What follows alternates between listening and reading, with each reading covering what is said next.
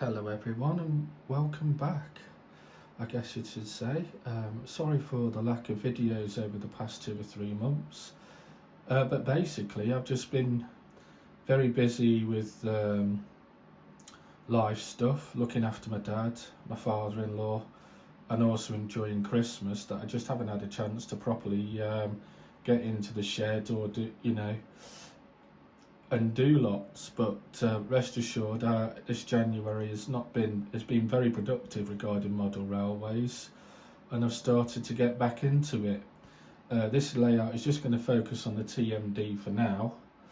And the weekend I'll probably do a proper update on what's been going on in the shed and what I want to achieve this year. So yeah, all I can say is a very belated happy Christmas and New Year to everyone who subscribes or watches these things, and hope you enjoy what I've completed so far. I've got the light turned off at the moment just to give an idea that I think this layout looks a lot better in floodlit than it does under lamplight. So I'm going to take you around and put the light on just to show you certain bits, and then I'll turn the light off and show what's next and how happy I am so far with this little layout. So bear with.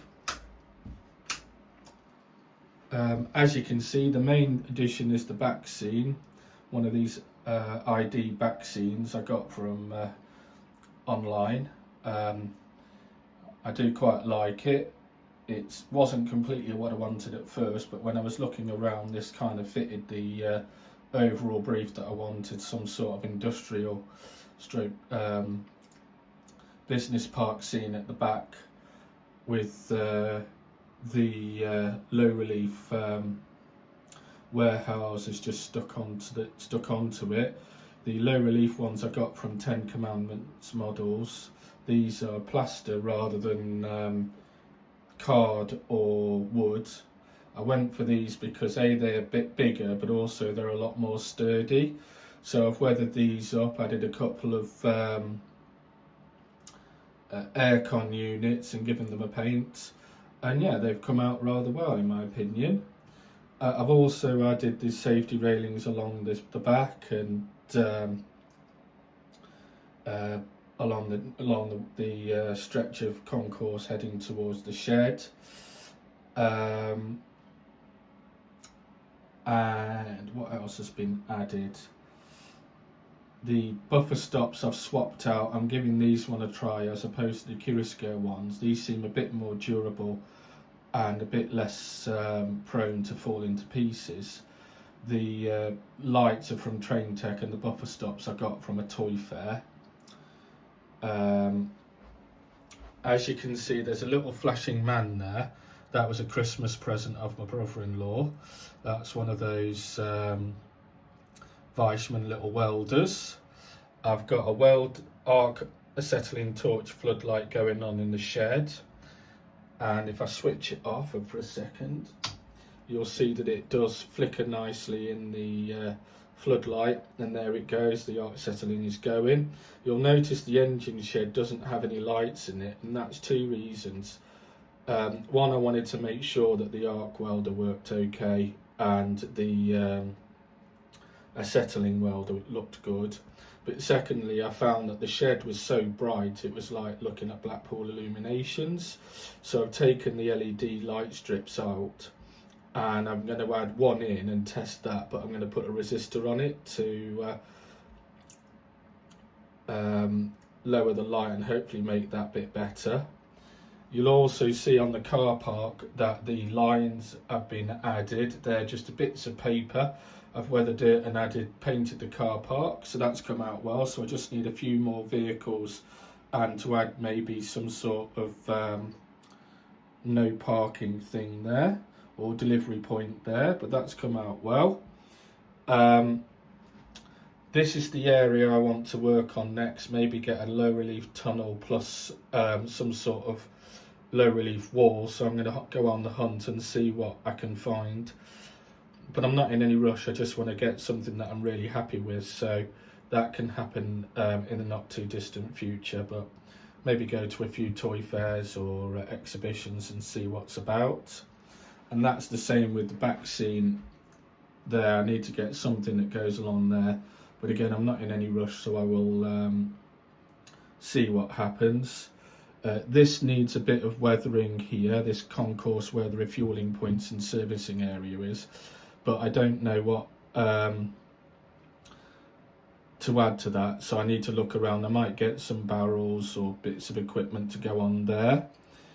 The figures have come out well. I quite that little engineering scene that's going on there, and I want to add some general figures to the layout to make it look more busy and like there's lots more going on.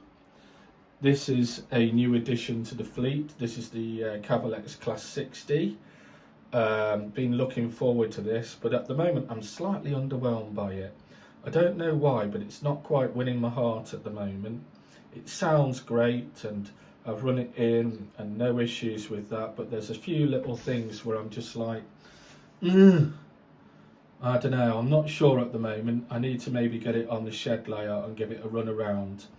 But things like the way they've added the coupling to the buffer beam and various other things like that are just making me think they've been too clever for their own good. But we'll see. Give it, it's only had it for a couple of hours, so need to give it a proper go before I pass judgment. It's only fair and all of that, but we'll see. But yeah,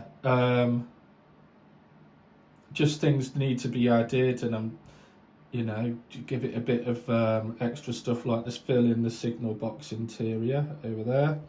Just zoom in on that. As you can see, it's bare at the moment, so I want to add that. Get a few more figures here and there, and really just make it look like a busy but useful little layout that I can mess around with in the winter. One of the things that I have been doing is I tried the iTrain on trial, and I was really impressed with that, so I think I will potentially invest in iTrain to work on this layout as well as the one in the shed in the future, and see how that rolls. I did enjoy being able to make certain automatic movements with the ABC systems and stuff like that. It was very good how you could create routes and just get it all to set those up. So yeah, overall I'm really I've enjoyed Maydick in this layout. I really have. Very pleased with it, and a few things to be done over the next 3 or 4 months, and then it can just be used on an evening and just run trains. Yeah, there's nothing more to say on it really. I'm actually quite pleased, and hopefully in the next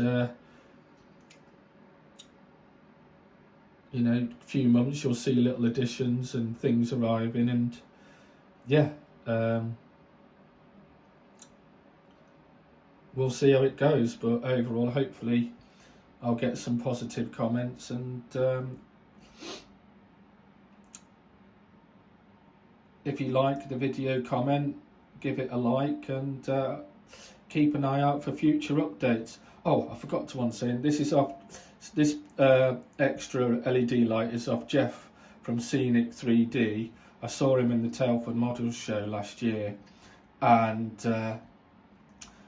I bought some few things off it, including this floodlight with the little relay box on it, and I have to say it's a really little easy kit to put together. Works really well and adds a bit of extra light in this corner.